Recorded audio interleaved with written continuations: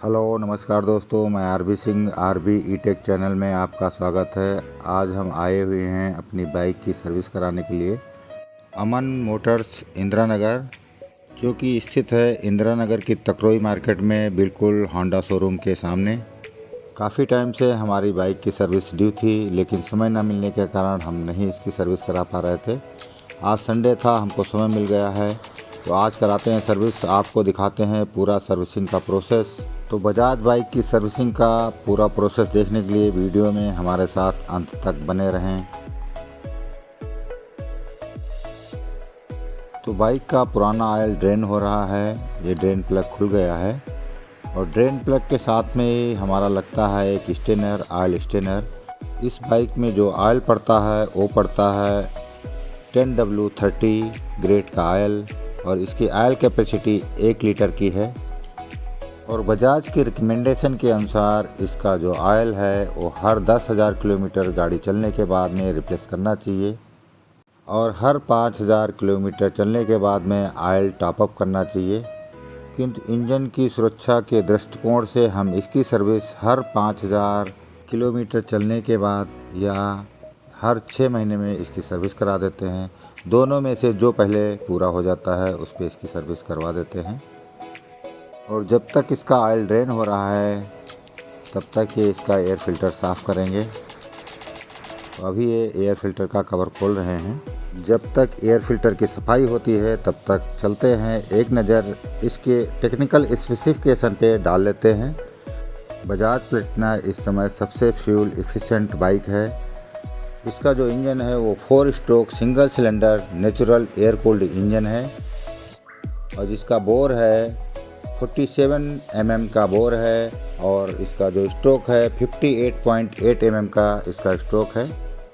Engine displacement 102 CC का है, और कंप्रेशन रेशियो है 9.8:1, जिसकी मैक्सिमम पावर जो है 8.2 PS at the rate 7,500 RPM, और इसका नेट टॉर्क जो है वो है 8.63 Nm at the rate 5,000 RPM, और इसके स्पार्क प्लग का जो गैप रहता है 0.7 mm रहता है। और स्टार्टिंग इसकी इलेक्ट्रिक स्टार्टिंग है, जिसमें बैटरी लगती है 12 वोल्ट 3Ah की बैटरी लगती है। और इसमें जो गियर बॉक्स लगता है यानी ट्रांसमिशन सिस्टम लगता है वो 4 स्पीड कॉन्स्टेंट मैश होता है, और इसका जो गियर शिफ्टिंग का पैटर्न है ऑल डाउन, यानी सारे गियर नीचे को ही लगते हैं। और इंजन की लुब्रिकेशन के लिए फोर्स लुब्रिकेशन सिस्टम यानी पंप के द्वारा ऑयल जो है इसके सारे पार्टों तक फोर्स द्वारा पहुंचाया जाता है। तो एयर फिल्टर की सफाई हो चुकी है। अब ये रियर वाला जो फ्यूल है उसको खोल रहे हैं, उसके ब्रेक शूज चेक करेंगे। अगर वो रिप्लेसमेंट करने वाले हैं तो रिप्लेसमेंट करेंगे, अदरवाइज उसको क्लीन करके फिर से लगा देंगे। इस बाइक में जो ब्रेकिंग सिस्टम है वो mechanical operated shoe and drum type का सिस्टम है, जिसके ड्रम का डायमीटर है 110 mm, जिसमें फ्रंट ब्रेक और रियर ब्रेक ड्रम का साइज़ कॉमन है, यानी दोनों में एक ही टाइप के ब्रेक शू लगेंगे। खोलने के बाद देखा गया है कि इसके ब्रेक शू की कंडीशन अभी ठीक है, केवल इसकी सफाई करके ही काम चल जाएगा, इसलिए रिप्लेसमेंट नहीं करेंगे। इस पर एमरी पेपर के द्वारा थोड़ा सा ऊपरी भाग को साफ़ कर देंगे, उसके बाद वैसे ही लगा देंगे।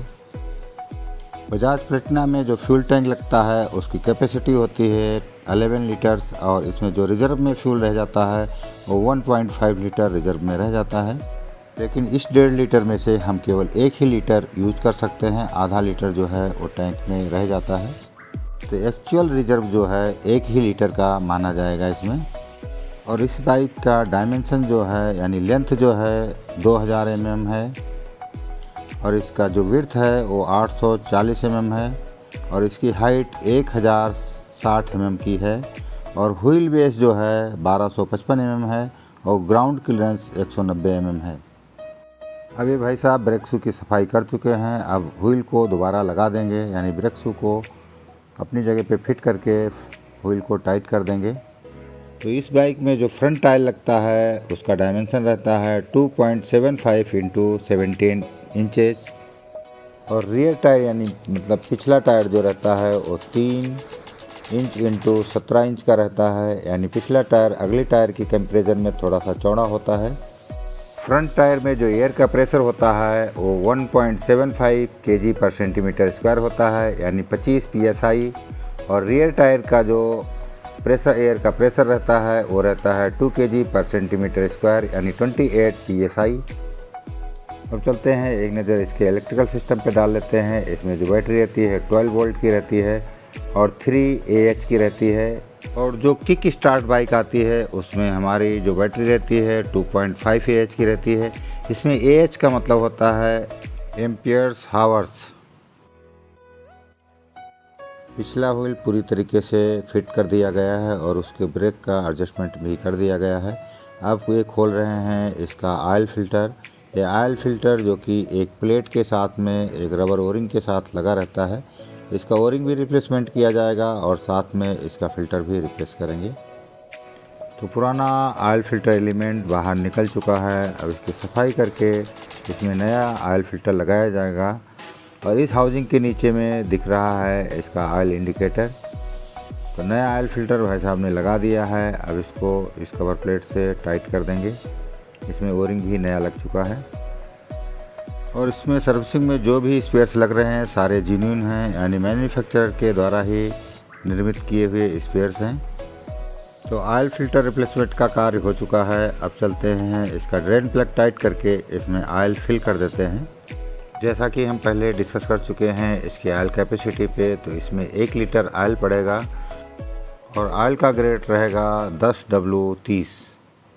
बजाज की ही बाइक जो 100 सीसी के ऊपर वाली बाइक हैं उनमें पड़ता है 20W50। ऑयल का ग्रेड कंपनियां निर्धारित करती हैं उसके बेरिंग क्लियरेंस और इंटरनल जो भी इक्विपमेंट लगे हैं उनके क्लियरेंस के ऊपर डिपेंड करता है। अतः हमें हमेशा मैन्युफैक्चरर के रिकमेंडेशन के अकॉर्डिंग ही ऑयल ग्रेड या ऑयल यूज़ करना चाहिए। और जो इसमें 1 लीटर ऑयल डाला गया है यह है manufactured by gulf oil India limited द्वारा और जो कि निर्देशन में बना है बजाज ऑटो लिमिटेड के निर्देशन में बना हुआ है। तो ऑयल सर्किट का कार्य पूर्ण हो चुका है। अब एयर फ़िल्टर लगा देंगे और एयर फ़िल्टर लगा रहे हैं। इसके बाद में इसकी कवर प्लेट 5 स्क्रू से टाइट कर दिया जाएगा और इसके बाद रिप्लेसमेंट करेंगे स्पीडोमीटर का केबल, और जिसको टेको केबल भी बोलते हैं। और इसका जो हेड लैंप है उसका लैंप रिप्लेसमेंट होगा क्योंकि इसका स्पीडोमीटर कार्य नहीं कर रहा था और हेड लैंप का जो लो बीम वाला स्विच कार्य नहीं कर रहा था। इसका मतलब इसके बल्ब का जो है फिलामेंट जला हुआ होगा और उसको रिप्लेसमेंट किया जाएगा। इसके हेड लैंप में 2 फिलामेंट लगते हैं, एक लो बीम के लिए और एक हाई बीम के लिए। दोनों ही 35-35 वाट के होते हैं और कोई भी एक फिलामेंट जला हुआ होगा यानी फ्यूज होगा तो पूरा ही बल्ब रिप्लेसमेंट करना पड़ेगा। और ये है इसका हेडलैम्प। इसमें 3 कनेक्शन के लिए पिन दी हुई हैं। एक में हमारा न्यूट्रल जाता है, दूसरे में पॉजिटिव जाता है हमारा लो बीम के लिए और तीसरे में भी पॉजिटिव जाता है हाई बीम के लिए।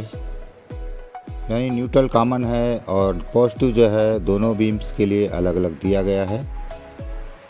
तो इसका हेडलैम्प का बल्ब चेंज हो चुका है और नया स्पीडोमीटर केबल लग चुका है। इसकी हेडलैम्प की माउंटिंग 3 स्क्रू के द्वारा होती है, 2 साइड में लगे रहते हैं और जो एक बॉटम में लगा रहता है उससे लैंप का एडजस्टमेंट होता है। टेको केबल रिप्लेसमेंट हो गया है। अब देख लेते हैं इसकी वर्किंग। स्पीडोमीटर केबल रिप्लेसमेंट हो चुका है और रिप्लेसमेंट होने के बाद में ये पूरी तरीके से सही कार्य कर रहा है क्योंकि आगे वाला व्हील से ही इसका कनेक्शन है।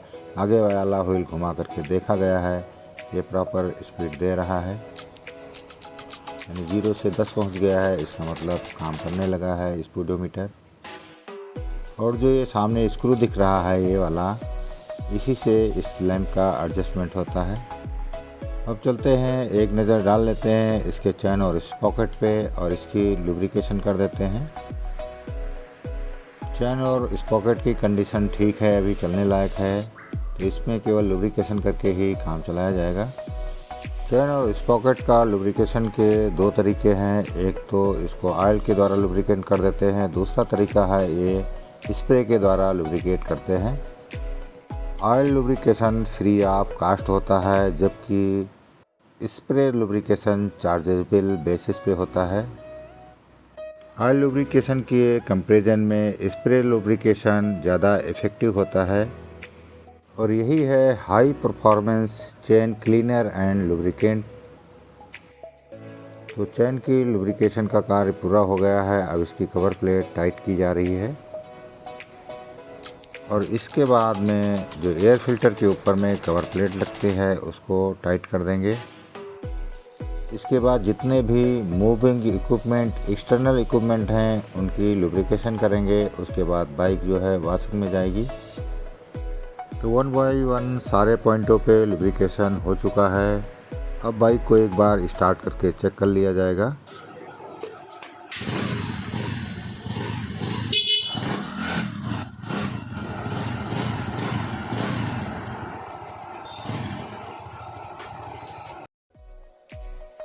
बाइक की वॉशिंग हो चुकी है। अब इसके ऊपर थोड़ा सा स्प्रे पॉलिश मार करके मैकेनिक खुद चला करके इसकी परफॉर्मेंस चेक करेगा। उसके बाद में गाड़ी हमें मिल जाएगी। तो इतना ही कुछ करना रहता है इस बाइक की सर्विसिंग में। तो वीडियो में अंत तक हमारे साथ बने रहने के लिए धन्यवाद। फिर मिलते हैं किसी ऐसे ही वीडियो के साथ में। तब तक के लिए नमस्कार। अगर आपने हमारा चैनल अभी तक सब्सक्राइब नहीं किया है तो सब्सक्राइब कर बेल आइकन दबा दें। Thank you for watching.